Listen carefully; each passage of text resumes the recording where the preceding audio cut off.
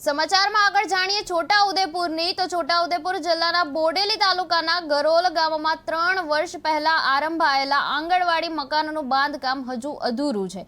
સરકાર તરફથી 3 થી 4 લાખ રૂપિયાની રકમ ફાળવાયા છતાં પણ હાલમાં માત્ર 2 થી 3 ફૂટ દિવાલ જ ચણાઈ છે। ગરોલ, નાની ગરોલ અને ભાણપુરીના લગભગ 18 જેટલા બાળકો માટે આંગણવાડી હાલ એક વ્યક્તિના ઘરે નાનકડી ઓરડામાં ચાલી રહી છે, જ્યાં બેસવા, શીખવા કે રમવા જેવી યોગ્ય જગ્યા પણ નથી। એટલું જ નહીં, સગર્ભા મહિલાઓ અને કિશોરીઓ માટે યોજાતા કાર્યક્રમોમાં પણ જગ્યાની તંગી હોલમાં મોટી તકલીફ ઊભી કરે છે। ગ્રામજનોના આક્ષેપ મુજબ મકાન બાંધકામ માટે ફાળવાયેલા રકમનો ભરપૂર ઉપયોગ થયો નથી અને માત્ર 1 લાખ જેટલો ખર્ચ થયો હોય તેમ જણાઈ રહ્યું છે। બાકી રકમ કોઈના ખિસ્સામાં ગઈ હોય તેમ શંકા વ્યક્ત કરી રહી છે ગ્રામજનો।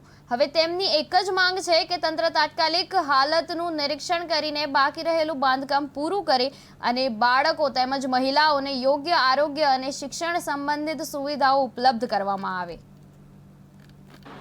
હું આંગણવાડી ગરોલમાંથી બોલું છું। મારા આંગણવાડી તોડીએ 2.5 થી 3 વર્ષ થઈ ગયા છે, તો બી હજી કોઈ બનવાની વ્યવસ્થા થઈ નહીં।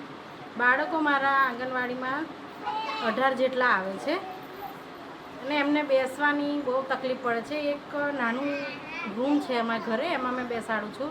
એમાં અમારે સગર્ભા, ધાત્રી, કિશોરી બધાને અમારે લાભ આપવાનો હોય છે। જ્યારે મમતા દિવસ કે એવું હોય છે તો અમારે બેસવાની બી બહુ તકલીફ પડે છે। પોષણ સુધારનો લાભ આપવાનો હોય છે। એમાં અમે બાળકોને એટલા રૂમમાં બેસાડીને જમાડીએ કે સગર્ભાઓને બેસાડીને જમાડીએ।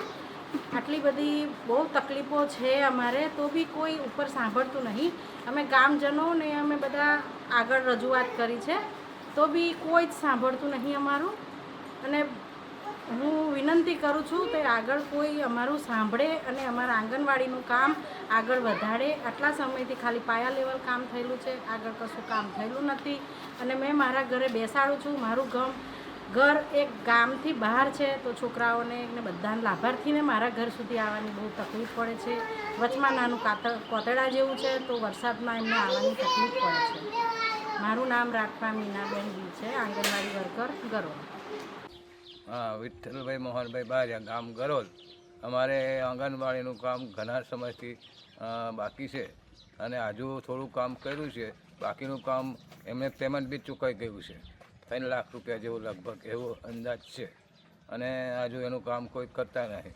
સરપંચને બી વાત અમે તે વર્ષ રજૂઆત કરી, પેલા પરવેશો વખત આવેલા તો સરપંચને બી અમે રજૂઆત કરી હતી કે આનું કંઈક કરો કે તમે કીધું તા કે અમે કરીએ છીએ, પણ કે આ કે કેન્દ્ર સરકારનું કે ગ્રાન્ટ આવે છે અને ગ્રાન્ટ